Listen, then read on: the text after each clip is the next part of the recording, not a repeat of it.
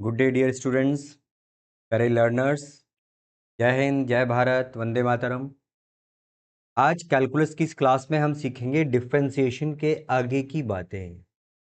Differentiation का एक मैंने बहुत इंपॉर्टेंट रूल आपको बताया है कि डिफरेंशिएशन होता क्या है। डिफरेंशिएशन होता है छोटा छोटा पार्ट में डिवाइड करना। स्मॉलर पार्ट्स में डिवीजन होता है वो डिफरेंशिएशन बोलते हैं।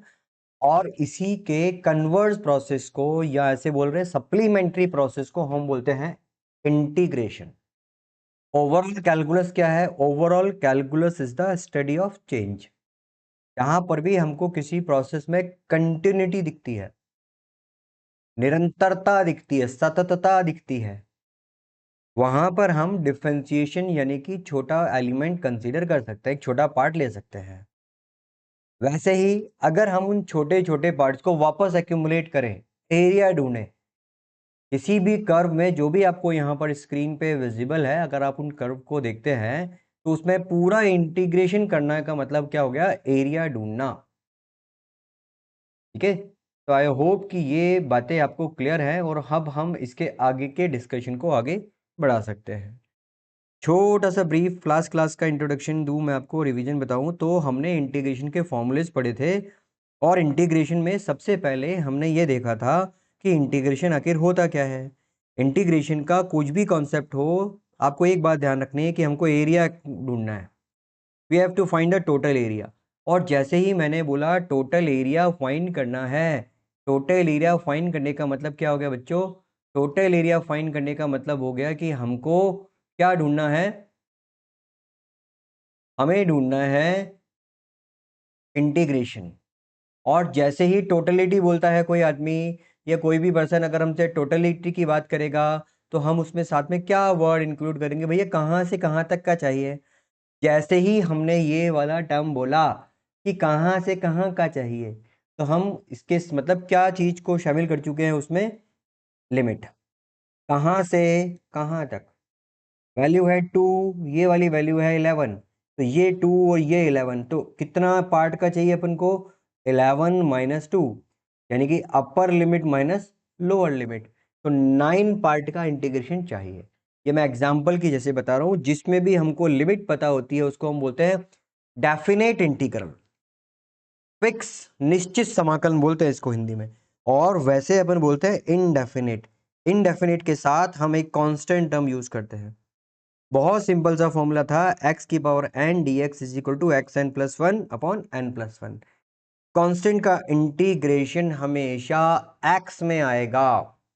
जैसे एक एग्जांपल लेके बताया मैंने, यहां पर कोई टर्म है 2। जब हम इस 2 वाले पार्ट का इंटीग्रेशन करेंगे तो 2 की वैल्यू क्या हो जाएगी? 2 तो बाहर आ जाएगा और कांस्टेंट का इंटीग्रेशन क्या हो गया? 1। यहां पर आएगा 1 1, यानी कि वैल्यू हो गई x, तो ये हो जाएगा x 0 प्लस 1, यानी कि x रह गया ये। अब इसमें अपर लिमिट रख दी और लोअर लिमिट रख दी। आई होप कि ये क्लासेस आपने या ये सारा डिस्कशन अपन पहले कर चुके हैं और आप इसको देख चुके होंगे। ठीक है, ये 1 अपॉन एक्स के इंटीग्रेशन का फॉर्मूला है। जैसे इंटीग्रेशन करते हैं हमको ये पूछना चाहिए कि किसके रेस्पेक्ट में कर रहे हैं। तो आज अपन इंटीग्रेशन की सेकंड क्लास को आगे बढ़ाते हैं। हो सकता है ये अपनी फाइनल क्लास हो इंटीग्रेशन की, बट हम इसका एप्लीकेशन आगे समझेंगे। जस्ट रिवाइज करने के लिए मैंने बोला कि x की पावर 3 का इंटीग्रेशन करना है। x की पावर 3 के इंटीग्रेशन में क्या आ जाएगा? x की पावर 3 का इंटीग्रेशन हो जाएगा, यहाँ पर आ जाएगा न्यूमरेटर में x की पावर 3 प्लस 1 और डिनोमिनेटर में भी 3 प्लस 1, तो ये हो गया x4 plus C, x4 by C plus x4 by 4 plus C, इतना आ जाएगा ये। ठीक है, अब इस c को अगर आपको हटाना है तो हमको लिमिट चाहिए। लिमिट मतलब यहां से बोला किसी ने 0 से लेके 1 तक का इंटीग्रेशन या 2 तक का इंटीग्रेशन। दूसरे लैंग्वेज में ये भी बोल सकते थे कि हमारे पास एक कर्व है बिटवीन y एंड x, ये x क्यूब का कर्व है ये। ठीक है, कैसे बनता है वो बात की बात है, अभी आप ये ध्यान रखो कि अगर हमको बोला है x क्यूब का कर्व है तो आपको क्या फाइंड करने का टास्क मिला हुआ है, 0 से लेके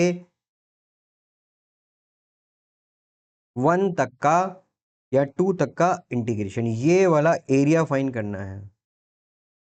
अब ये ऑर्डिनरी ज्योमेट्री से तो हो नहीं सकता, तो area is equal to x की power 3 dx with limit 0 to 2।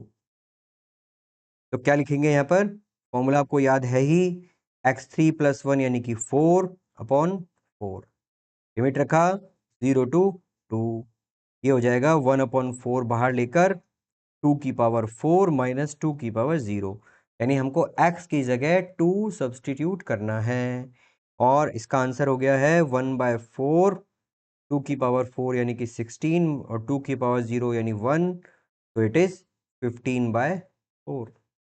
ये इसका प्यारा सा छोटा सा आंसर हो गया। ये जस्ट मैंने रिवाइज करने के अकॉर्डिंग बताया आपको कि अगर हम इसको समझे, पहले की बात से रिलेट करें, तो ये क्या है। आज का अपन सबसे पहला एग्जांपल करते हैं। आज अपन को सिर्फ एक्सरसाइज ही करनी है, इसमें प्रॉब्लम ही समझनी है, ठीक है। ज़्यादा इसमें कुछ है नहीं, इंटीग्रेशन बहुत ही इजी सा काम है। cos 4x + 3 with respect to dx, इसका इंटीग्रेशन करना है। तो अब आपको सबसे पहले जो पता होना चाहिए वो ये बात कि cos थीटा का इंटीग्रेशन क्या होता है। cos थीटा का इंटीग्रेशन होता है साइन, यहां पर लिखा 4x + 3। अब आप याद करो, लास्ट क्लास में मैंने क्या कहा था, मैंने कहा था डिफरेंशिएशन में जो टर्म आगे आती है, प्रोडक्ट में आती है, वो यहाँ पर डिवीजन में आ जाती है। तो 4x + 3 में क्या हो जाएगा, 4। अब बात रही, तो यहाँ पर आपको लिमिट रखनी है, 0 से लेके, या जो भी यहाँ दे रखा है, ये लोअर लिमिट, ये अपर लिमिट। अगर लिमिट नहीं है तो हम इसको डायरेक्ट क्या लिख देंगे, कांस्टेंट के साथ में। सपोज ये 0 है और ये वैल्यू मैं रख देता हूँ 1, जस्ट फॉर वैल्यू नहीं पता ना, तो हम इसको कुछ भी मान लो आप, ए और बी, ए टू बी।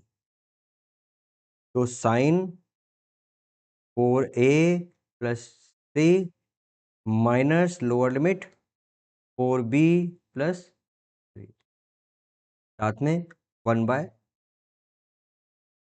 का कोई सेंस नहीं है, ऐसा फिजिक्स में नहीं आने वाला कहीं पर भी, पर जो भी है वो ऐसा ही। फिजिक्स में जो एग्जाम्पल आएगा, क्योंकि हमारा प्रॉमिस यही है, हमारा कमिटमेंट यही है कि अपन वही प्रॉब्लम करने की कोशिश करेंगे जो फिजिक्स में आती हैं। जैसे आपको एक्सप्रेशन दिया है साइन ω t, ये जो मैंने W लिखा है, कई लोगों को W लगेगा, पर मैंने बोला क्या है इसका, ω t। इसको इंटीग्रेट करना है, साइन ω t, और किसके रेस्पेक्ट में, टाइम के रेस्पेक्ट में। ये हमारा टास्क है। मैं धीरे धीरे प्रॉब्लम को आपको खोलता जाऊंगा। आप ये मानो कि ओमेगा जो होता है that is 2π/t, circular motion या एसएचएम से रिलेटेड टर्म है ये। अगर कोई पार्टिकल सर्कुलर मोशन कर रहा है, सर्कल में घूम रहा है, तो उसको एक रेवोल्यूशन या चक्कर पूरा करने में कितना टाइम लगेगा, that is called time period. और इसको चक्कर को पूरा करने में इसने कितना एंगल कवर किया, रेडियन में 2π। तो omega is the ratio of 2π/t। आप समझ गए होंगे कि यहां से अगर हमने 0 से शुरू करा तो फिर ये पूरा चक्कर कितने पे करा है इसने, t पे। इसका मतलब आधे चक्कर में कितना टाइम लगा होगा, t/2। ये वाले चक्कर में कितना टाइम लगा होगा, t/4, एंड सो ऑन, जो भी यहां तक का है। अब हमको लिमिट करनी है, मतलब वैल्यू सब्सटीट्यूट करना है इसमें। साइन का क्या हो जाएगा, cos ω t।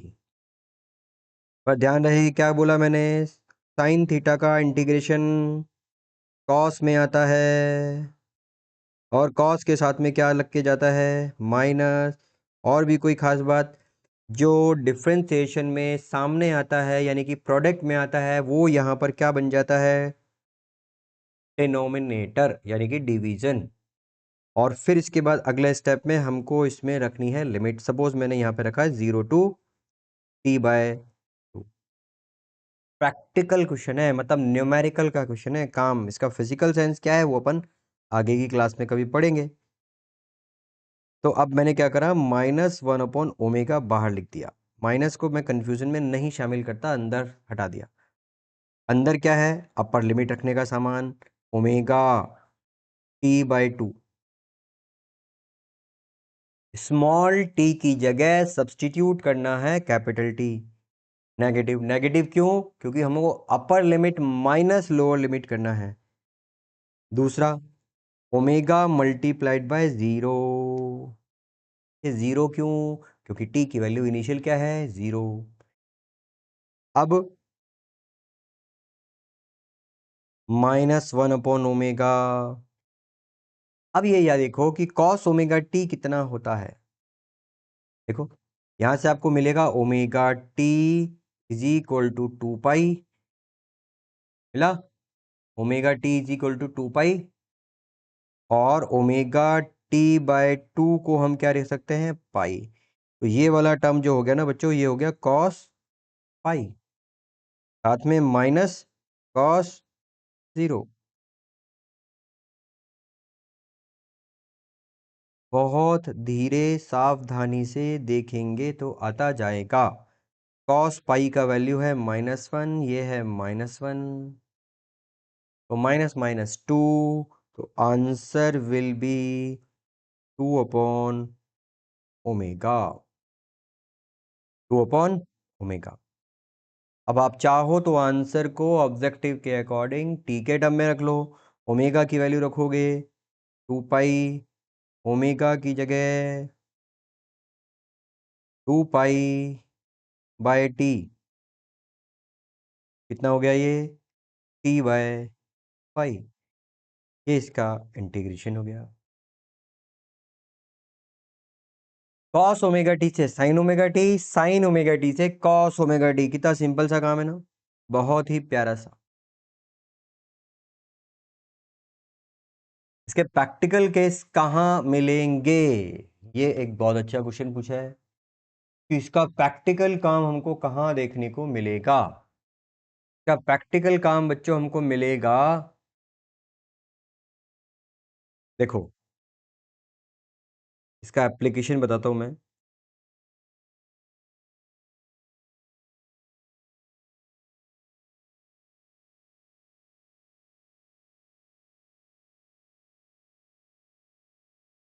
देखो इसको आप है ना वीडियो नॉर्मल की में से मत देखना। ये जस्ट एक क्लास है। क्लास में आप हिल डुल सकते हो, इधर उधर देख सकते हो, यहाँ पर भी आप ऐसा कर सकते हो। पर वापस बीटीपी यानी कि बैक टू पवेलियन तो आना ही आना है। ठीक है, इसमें आप इधर उधर का काम नहीं कर सकते, भाग के नहीं जा सकते क्लास से। बिल्कुल वैसे ही यहाँ पर साथ में आपको नोट्स लिखने होते हैं। ऐसे ही अगर कोई भी किसी भी ऑनलाइन क्लास को, मेरी ही जरूरी नहीं है, किसी भी वीडियो को जिससे आप सीखना चाहते हो लेट के देख रहा है, इधर उधर होके देख रहा है, तो वो सिर्फ टाइम वेस्ट है। आपको इसके काम को समझने के लिए पूरी अलर्टनेस से होना पड़ेगा, अपना अटेंशन पे करना पड़ेगा।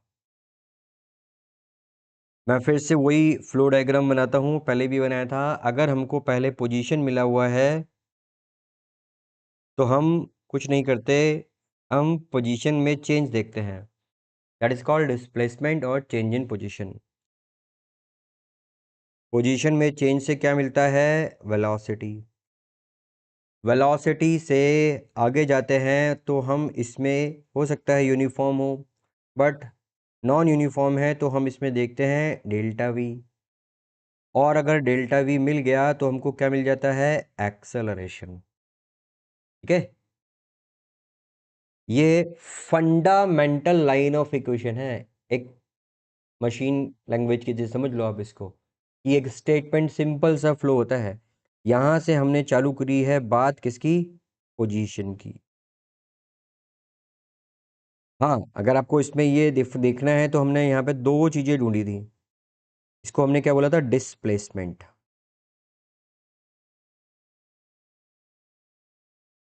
डिस्प्लेसमेंट बोल सकते हो आप, दूसरा टर्म चाहो तो डिस्टेंस बोल सकते हो, अगर हम उसमें स्केलर और वेक्टर का कॉन्सेप्ट अप्लाई कर रहे हैं तो।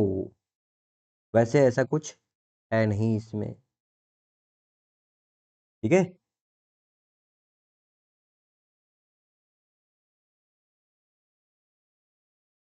तो अगर थोड़ा सा इधर कर देते हैं ना तो ये हमको इजी रहेगा। हाँ, अब दूसरा वाला जो टर्म है वो वेलोसिटी। वेलोसिटी का इससे क्या रिलेशन है? बहुत ही सिंपल रिलेशन है। मैंने कहा पहले ही बता चुका हूँ ना, वही बता रहा हूँ, delta R bye delta T. और मोर प्रिसाइजली अपन बोलें और अपन आ जाए इंस्टेंटेनियस पर, और अभी वाली काम की बात पे ध्यान दें, तो हम इसको लिखते हैं d are by D t. D are by D t. D are by D t से अभी वाली बात का क्या लिंक है? बहुत ही सिंपल सा लिंक है, v D t. If we want to find the displacement between two time interval, अगर हमको दो समय अंतरालों के मध्य का विस्थापन ज्ञात करना है, if we want to find the displacement between two time interval या टू टाइम्स, या गिवन टाइम इंटरवल में अगर हमको डिस्प्लेसमेंट फाइंड करना है, तो हमको इंटीग्रेट करना पड़ेगा। इससे हमने क्या सीखा था इधर वाले से? We were saying that slope of the displacement time graph, slope of RT graph. और इस दूसरे वाले से क्या सीखा है हमने? अगर सीखा है तो सीखा तो है ही, area of VT graph. Area of VT graph over time axis, ये मैं यहां नहीं लिख रहा पर बोल रहा हूं। बिल्कुल ऐसा ही फ्लो आप इसका देखें, डेल्टा भी आ गया, फिर एक्सेलरेशन की बात समझ लो। एक्सेलरेशन के आगे क्या बनेगा? एक्सेलरेशन की value a is equal to delta v by delta t. ये जो दोनों ही वैल्यूज हैं ये आपको एवरेज निकालने में हेल्प करेंगी, ठीक है। अब आपको कुछ कुछ याद आया होगा, ऐसा अपन पहले की क्लास में भी बना चुके हैं। ये एवरेज और मोर प्रिसाइसली और टाइम इंटरवल को बहुत छोटा करके पढ़े अगर, तो हमें मिलेगा A is equal to D V by D T. और a equal to D V by D T वो क्या डिनोट कर रहा है? स्लोप। इसका वेलोसिटी टाइम ग्राफ का। अब देखो मैंने आपको देखा हो तो वेलोसिटी टाइम जो है ना दो जगह लिखा है, ग्राफ की थ्योरी में भी ये बात रिलेट है कि अगर हमको किसी प्रॉब्लम में ग्राफ नहीं दिया बट हमको लगता है कि ये क्वेश्चन ग्राफ से बेटर तरीके से सॉल्व हो सकता है, तो कौन सा ग्राफ प्लॉट करना चाहिए? हमको प्लॉट करना चाहिए वीटी ग्राफ।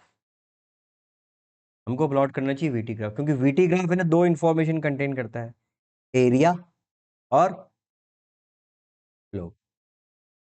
एरिया मिलेगा और स्लोप मिल जाएगा। इसको थोड़ा सा एक्सरसाइज करके लिखें तो ये होगा d v is equal to a d t. Acceleration time graph का एरिया, एक्सेलरेशन टाइम ग्राफ का एरिया क्या देता है? वेलोसिटी? नो, एरिया देता है चेंज इन वेलोसिटी। ठीक है, मैंने क्यों बोलता हूं, मैं इसको क्यों बोलता हूं कि ये पूरी मैकेनिक्स का बेस है, फंडामेंटल है एक तरह से, क्योंकि है ना मुझे सिर्फ इसमें यहां पर एम से मल्टीप्लाई कर देना है, ये बन जाएगा मोमेंटम। इसको एम से मल्टीप्लाई कर देना है, ये बन जाएगा इम्पल्स। ये बना पी, ये बना इम्पल्स, इम्पल्स मोमेंटम थ्योरम। इसको m से मल्टीप्लाई कर देना, ये बन जाएगा फोर्स का इक्वेशन, है ना। फोर्स हो जाएगा, डिस्प्लेसमेंट हो जाएगा तो वर्क आ जाएगा, फोर्स हो जाएगा, डिस्प्लेसमेंट हो जाएगा, डिवाइड बाय टाइम कर देंगे तो पावर आ जाएगा, रेट ऑफ वर्क डन आ जाएगा। जब आप वर्क डन करोगे तो वो दो फॉर्म में स्टोर होगा या यूज होगा। स्टोर होगा तो पोटेंशियल एनर्जी बोल देंगे, सिस्टम का कंजर्वेशन चेक करना पड़ेगा, सिस्टम है या नहीं है ये देखना पड़ेगा, और अगर यूटिलाइजेशन ऑफ एनर्जी है तो कुछ चेक ही नहीं करना है, काइनेटिक एनर्जी बन जाएगी। ये हो गई पार्टिकल की कहानी, पार्टिकल का मैकेनिक्स पूरा, काम खत्म। इतना इजी काम है ये। ठीक है, तो अब हम इसके आगे करते हैं कुछ ऐसी प्रॉब्लम जो हमको कैलकुलस को फुल्ली अप्लाई करना सिखाएगी, डिफरेंशिएशन एंड इंटीग्रेशन बोथ।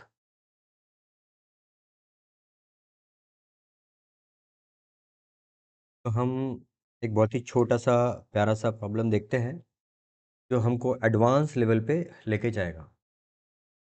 ध्यान रखना ऑर्डिनरी नहीं है, पर्टिकुलर नीट के बच्चों के लिए बहुत ही इंपॉर्टेंट प्रॉब्लम है। If A is equal to K T, A is equal to K T, then draw the V T graph. इसके लिए for a particle moving along X axis.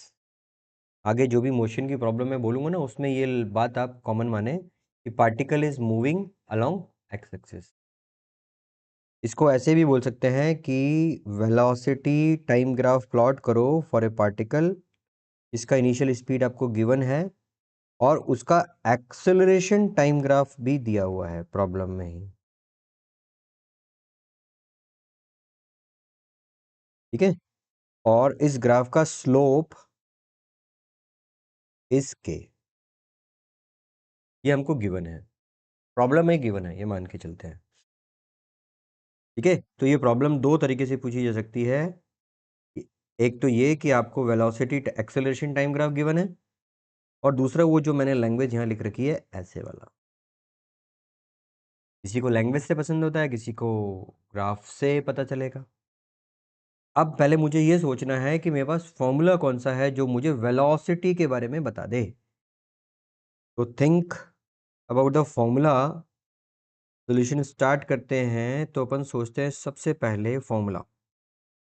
मैं ना इसका सोल्यूशन यहाँ से करता हूँ ताकि अगर जरूरत पड़े तो अपन वहाँ पर भी कवर कर ले। तो सोल्यूशन क्या लिखेंगे, A is equal to D V by D T, slope of the velocity time graph. पर स्लोप तो है ही नहीं यहाँ पर, मतलब हमको काम ही नहीं है। बट आपने देखा कि हम d v is equal to a d t लिख सकते हैं, और अगर मुझे इंटीग्रेट करना है तो मुझे क्या मिल जाएगा, मुझे मिलेगा delta we, change in velocity. But इससे भी पहले अगर लिमिट की बात देखें तो देखो लिमिट सब्सटीट्यूट करना बहुत ही इंपॉर्टेंट काम है, और उम्मीद करता हूँ कि आप इस वाली बातचीत को गौर से देखेंगे, है ना। वैसे तो आप पूरा ही गौर से देखते हैं, जो देखते हैं क्या है वो, कि इनिशियली वेलोसिटी u, देखा आपने लिमिट कैसे सब्स्टिट्यूट करी मैंने, लोअर के साथ लोअर, और एट t फाइंड वेलोसिटी।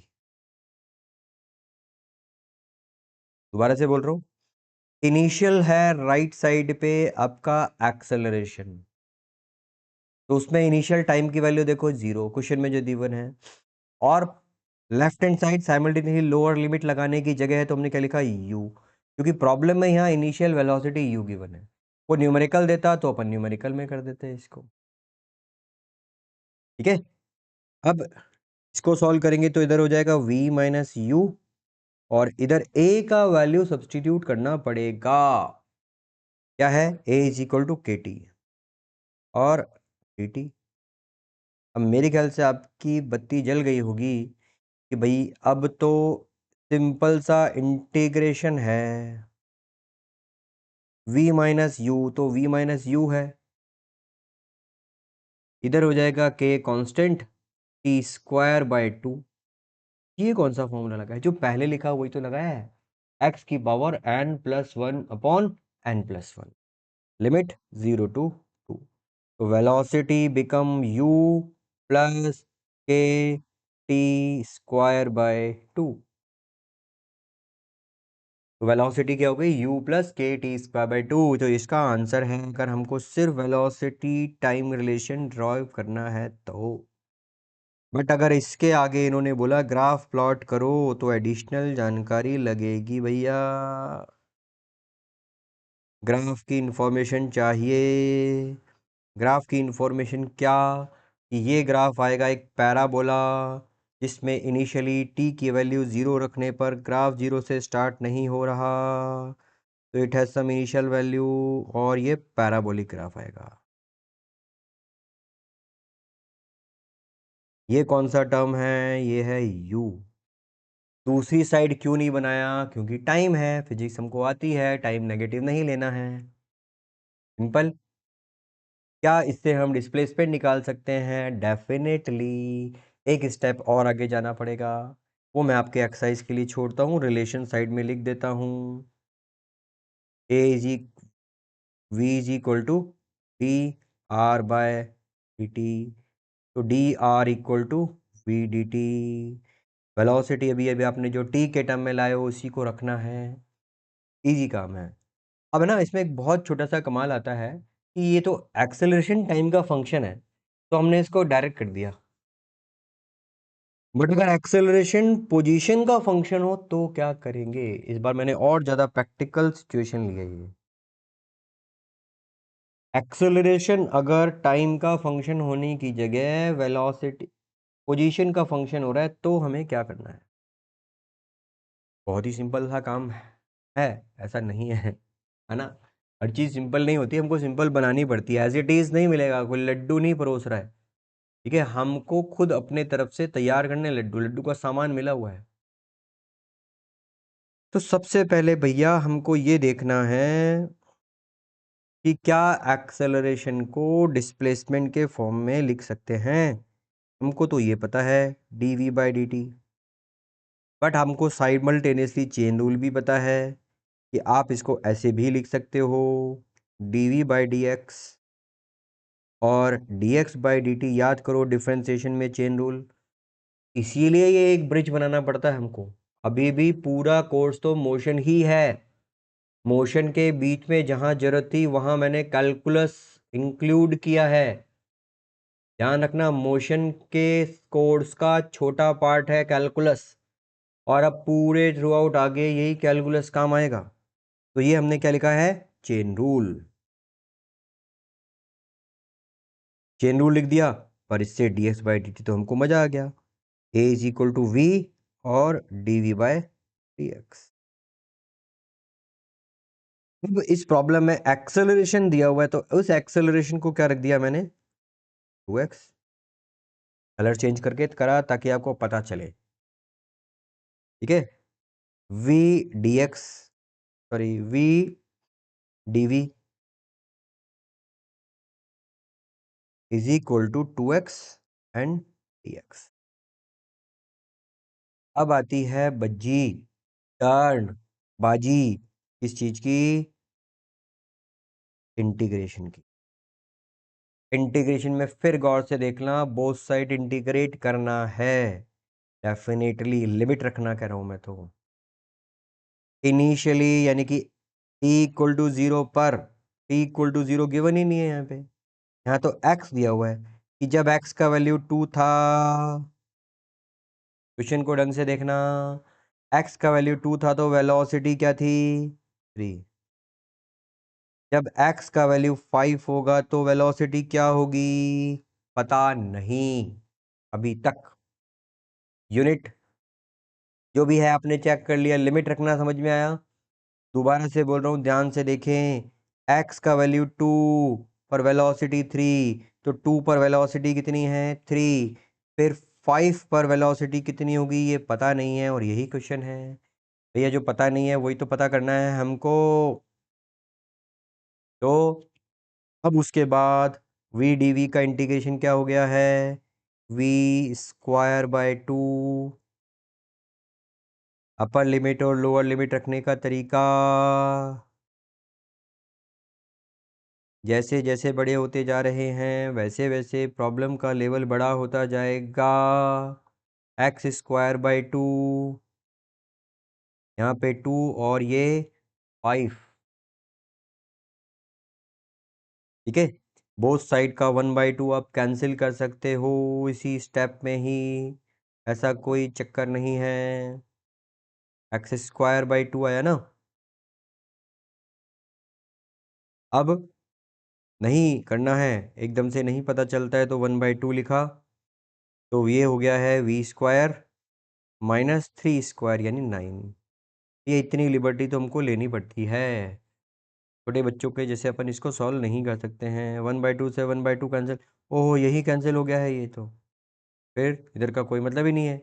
ये हो गया है 5² 25 -2 का स्क्वायर 4। भैया एक 2 तो मेरा बचेगा ही बचेगा, पहले मैं सोच रहा था खत्म हो गया। फिर v² -9 इज इक्वल टू 21 × 2 यानी 42, तो v² बिकम 51। तो velocity is equal to √51 metre पर सेकेंड। आई बात समझ में? वेलोसिटी निकाल ली हमने इस फॉर्म में, कैसे करके, जो भी हमको गिवन था उसी वाले फॉर्म में। इस प्रॉब्लम को हल्के में नहीं लेना, लेवल हो चुका है इसका। एक और प्रॉब्लम देखते हैं, देखो इन तीन को आप सैंपल प्रॉब्लम समझ सकते हो, डिफिकल्टी का लेवल है ये। अगर हमको किसी क्वेश्चन में गिवन है कि acceleration is the v and at t = 0 x का वैल्यू है 1 मीटर और वेलोसिटी है 1 मीटर पर सेकेंड, यानी आपको इनिशियल कंडीशन दे दी और बोला है फाइंड, क्या फाइंड करो? फाइंड करो velocity at t = 2 second, find करो वेलोसिटी एट x = 3 मीटर। दोनों ही चीजें हैं, एक्सेलरेशन से वेलोसिटी डायरेक्ट क्वेश्चन गिवन है, ए और वी की वैल्यू सेम आ रही है। वी फाइंड करना है t = 2 सेकेंड पर और वी फाइंड करना है एट x = 3। यानी अब आपको यहाँ पर थोड़ा सा और दिमाग लगाना पड़ेगा, हो सकता है कुछ नया फॉर्मूला देखें। देखो सीखने वाले को ना हमेशा इस तरह से सीखना चाहिए, जो भी आ जाए उसको ग्रहण करते चलो, उसको ग्रैस्प करो, ये भरोसा रखो कि ये पूछा जा सकता है तो ही पढ़ा रहे हैं हम, नहीं तो किसी के पास इतना टाइम नहीं है कि वो बिना जरूरत की चीजें भी पढ़ाए। a = क्या लिखा, dv/dt, और प्रॉब्लम में कितना गिवन है, v। v और v को अलग कर सकते हैं, डेफिनेटली dv/v, यहाँ क्या हो जाएगा, dt। अब इसको सॉल्व करने का क्या तरीका है, इसको सॉल्व करने का तरीका है integration.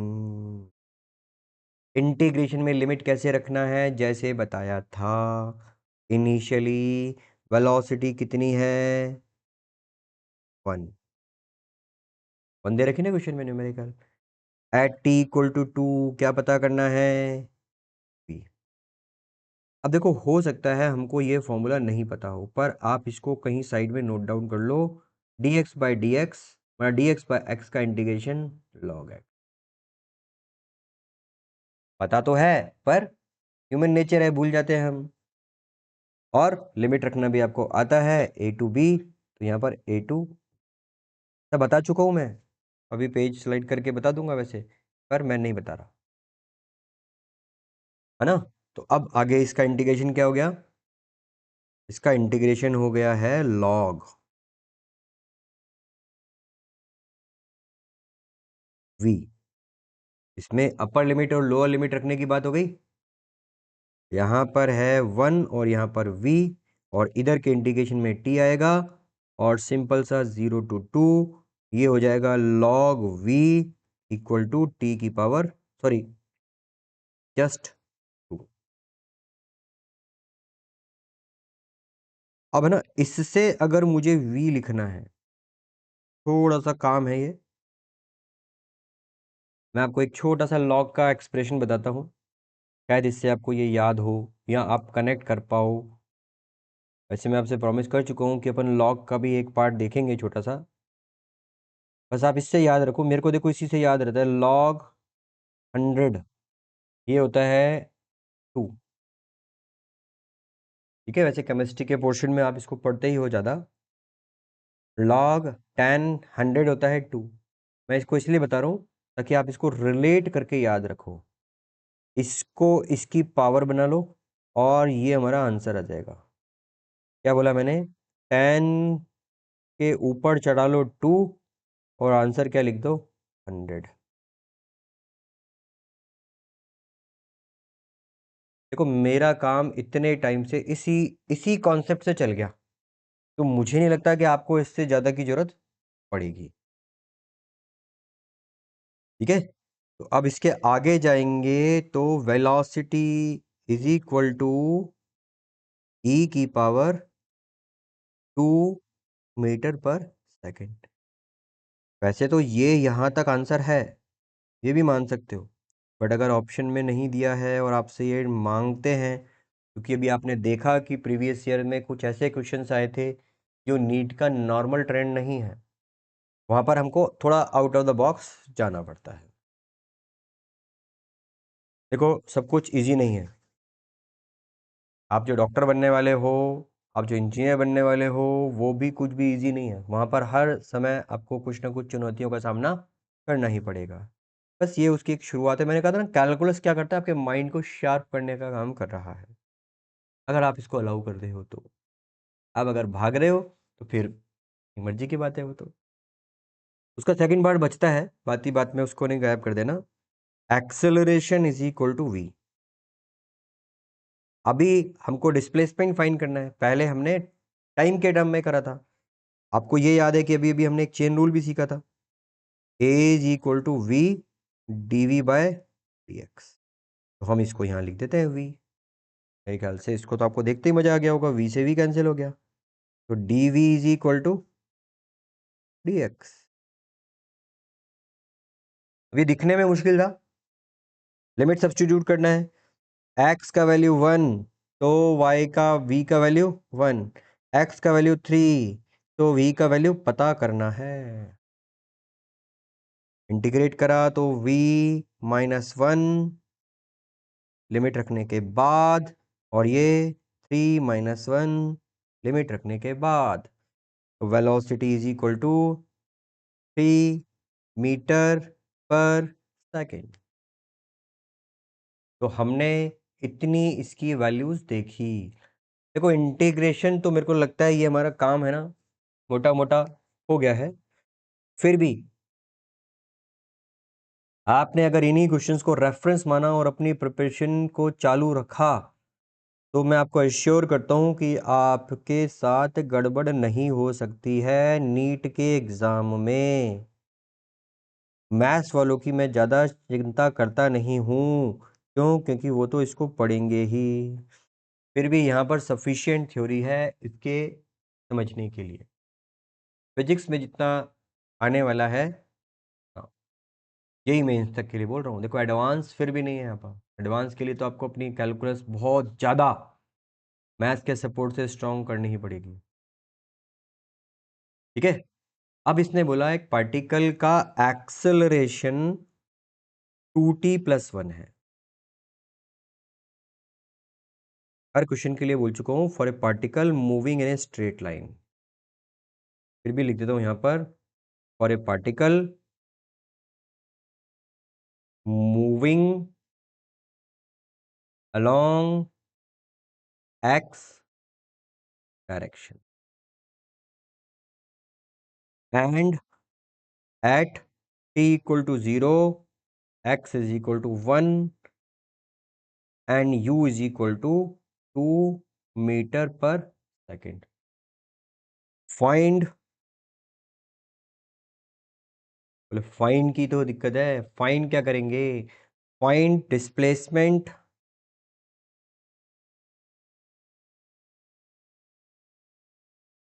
Eight t equal to 3 second. एक बार इसको रोको और है ना, खुद ट्राई करो कि पहले सोचो इक्वेशन कौन सी लगेगी। इक्वेशन ज्यादा है ही नहीं, इक्वेशन ज्यादा नहीं है, कहीं ज्यादा के चक्कर में मत पड़ जाना। आप कहाँ गई? यही है आपका पेज का स्क्रीनशॉट ले लो और इसको बिल्कुल अपने जहां पे पढ़ते हो ना वहां पे दीवार पे सामने लगा लो। इसका सिंपल सा फोटो लो और इसको यूज करो। और अब आगे देखो सोल्यूशन में, बस इसका ये आजकल लास्ट एग्जाम्पल लेंगे हम। A is equal to D V by D T. बोले ये कैसे आइडिया है डी वी, क्योंकि उसमें टाइम गिवन है। मेरे को क्या आइडिया आएगा? आप प्रैक्टिस करोगे तो आपको भी आइडिया आएगा। तो d we become 2t+1 dt। फिर क्या करना है? इंटीग्रेशन। इंटीग्रेशन के बाद लिमिट। इनिशियली सबसे मुश्किल काम इसका, रुक जाना समझना। इनिशियली वेलोसिटी कितनी गिवन है? 2। क्या फाइंड करना है? 3 पर वेलोसिटी। जो जो चाहिए बिल्कुल उसी को तमीज से रखते चलो। इसको सॉल्व करा लेफ्ट साइड को, v-2, राइट साइड को 2t dt। फिर से धीरे धीरे कर रहा हूं मैं, देखो dt 0 3 0 3 का इंटीग्रेशन 2t² / 2। लिमिट सब्सटीट्यूट करेंगे 0 to 3 plus t 0 to 3 0 to 3 दोनों तरफ हो गया। वही लिमिट रखनी है जो आपको प्रॉब्लम में गिवन है। x इक्वल टू 1 की तो अभी बात ही नहीं हुई है, ठीक है। 0 to t अपन ने रखा। अब 2t+1 आया, आराम से आप इसको सॉल्व करो। जो जो आपको पता चलता जाएगा इससे हमको सारी वैल्यूज मिल जाएंगी, है ना। देखो 2t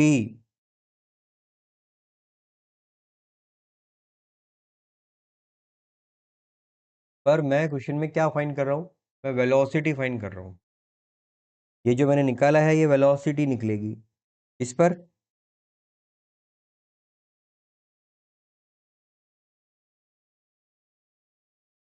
eight t equal to 3 second. 3 second पर कितना आ जाएगा? ये 2 से 2 कैंसिल, ये हो गया 9 - 0 प्लस 3 - 0। और यहाँ पर v-2 तो है ही, तो v is equal to 14 metre पर सेकेंड। कितना है अभी? 14 मीटर पर सेकेंड। पर बोले पर हमारे प्रॉब्लम में तो पूछा था डिस्प्लेसमेंट। देखो एक्सेलरेशन से डिस्प्लेसमेंट कैसे आएगा? एक्सेलरेशन से डिस्प्लेसमेंट नहीं आएगा, तो क्या क्वेश्चन गलत है? नहीं, एक लेवल और जाना पड़ेगा। देखो कैसे, इसलिए मैंने कहा जो भी यहाँ पे अपन प्रॉब्लम कर रहे हैं ना बहुत स्पेसिफाइड सैंपल पे क्वेश्चंस हैं ये। आपने लिखा a is equal to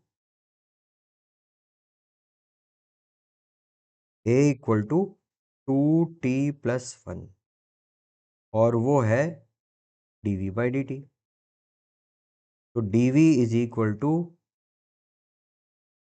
2t+1 dt। ऐसा हुआ 2t+1 dt। अब ये जो हमारा टर्म आया ना, ये वेलोसिटी आपको बताएगा किसी जनरल केस के ऊपर। मैं इस बार यहाँ पर इनिशियल रखूंगा 0 और यहाँ रखूंगा t, यहाँ पर इनिशियल रखूंगा u और यहाँ रखूंगा v। मैं अब आपको जनरल केस निकाल के बताऊंगा ये वाला।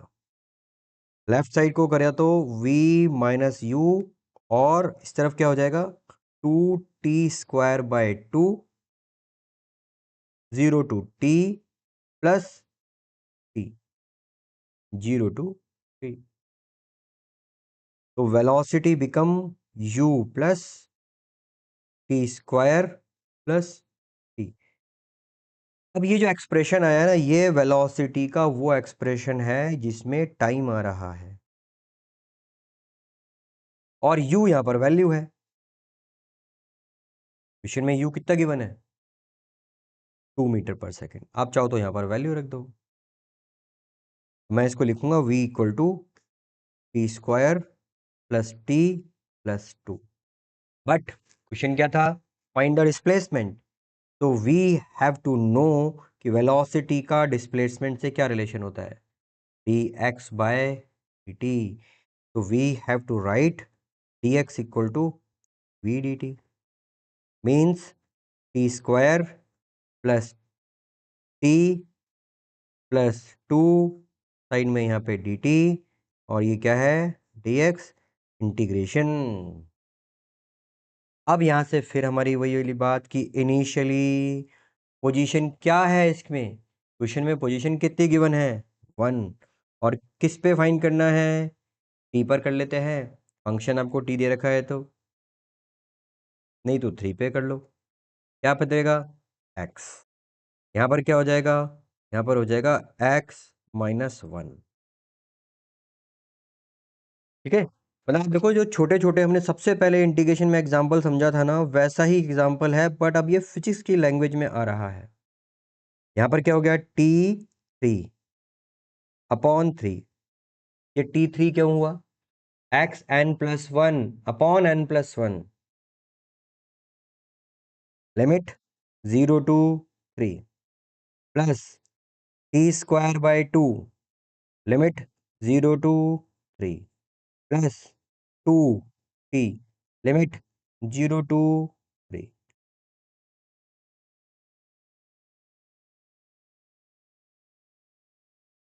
1/3, 3 की power 3 27 minus 0 plus 1/2 9 minus 0 plus 2, और ये 3 माइनस 0, ये हो गया है 9, दूसरा हो गया 9/2, और तीसरा हो गया 6, और x का इधर आ गया तो ये हो गया +1। कितना मिला 16 प्लस 4.5 20.5 मीटर। ये है हमारे फर्स्ट पार्ट का आंसर। बहुत लंबा है ये तो, बहुत बड़ा हो गया, पर ये आंसर है क्या, देखो जरा गौर से। ये पोजीशन है, इन्होंने बोला है क्वेश्चन में कि फाइंड द डिस्प्लेसमेंट, तो डिस्प्लेसमेंट कितना मिलेगा, ये आंसर नहीं है, ये पोजीशन है फाइनल वाली। डिस्प्लेसमेंट तो आपको मिलेगा 20.5 माइनस 1 19.5 मीटर।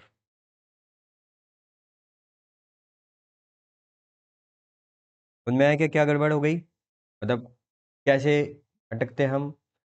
जो आपने आंसर निकाला है वो पोजीशन है, जो हमने आंसर निकाला है वो पोजीशन है, यहां से चला था पार्टिकल, ठीक है। तो हमने जो निकाला है वो ये है, इतना 20.5, और ये खुद ही 1 मीटर पे था, तो इसका डिस्प्लेसमेंट कितना है, डिस्प्लेसमेंट तो इतना ही आएगा ना शॉर्टेस्ट वाला। तो शॉर्टेस्ट डिस्प्लेसमेंट कितना हो गया 20.5 minus 1। Displacement of the particle 3 second, वो 1 सेकेंड पे था क्या।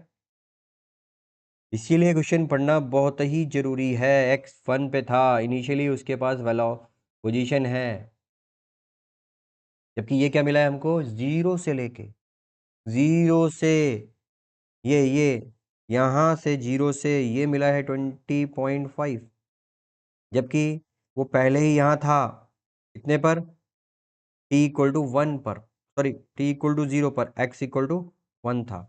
और ये 20.5 है। 20.5 कहाँ से डिस्टेंस है? यहाँ से। ये x इक्वल टू 0 है, तो हमको इतने वाले पार्ट का ही आंसर चाहिए था। ये है इसका फाइनल कंक्लूजन। क्या है कंक्लूजन? कि भाई प्रॉब्लम ढंग से देखो, प्रॉब्लम को देखने में कंजूसी मत करो। कैलकुलस हमारा वो हेल्पिंग टूल है जो दिमाग को शार्प करता है, प्रॉब्लम को समझने में हेल्प करता है।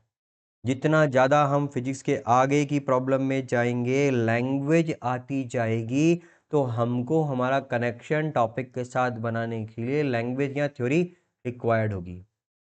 और इसका जस्ट स्टार्टिंग है, सीधा ऐसा नहीं कि 10th तक आपने कोई फॉर्मूला देखा या 9th में कोई फॉर्मूला देखा, उसमें वैल्यू सब्स्टिट्यूट करी, आंसर आया तो ठीक है, आंसर नहीं आया तो कैलकुलेशन चेक कर ली। यहाँ पर आपको कॉन्सेप्ट देखना पड़ता है। जैसे हमने क्या निकाला? पोजीशन। और फिर आगे क्या चाहिए था क्वेश्चन में? डिस्प्लेसमेंट। तो आपको फिर से एक बार सोचना पड़ेगा। हम और भी कुछ ऐसे ट्रिकी प्रॉब्लम करेंगे जिनमें लैंग्वेज के ऊपर एम्फेसिस करना पड़ता है। अभी तक तो यहाँ पर इक्वेशन में मैंने सब जगह 2t+1 या सब कुछ जो प्लस में आ रहा है, माइनस जब आएगा ना तो आपको डिस्टेंस और डिस्प्लेसमेंट में क्या से कंफ्यूजन आएगा, वो अपन डिस्कस करेंगे अपनी नेक्स्ट क्लास में। Okay, thank you, good day. Learn करो इसको, जैसे जैसे मिलता जा रहा है पूरा पूरा एक एक सवाल आपको 3-3 बार कम से कम करना है, 3 टाइम्स प्रैक्टिस करनी है। Okay, thank you.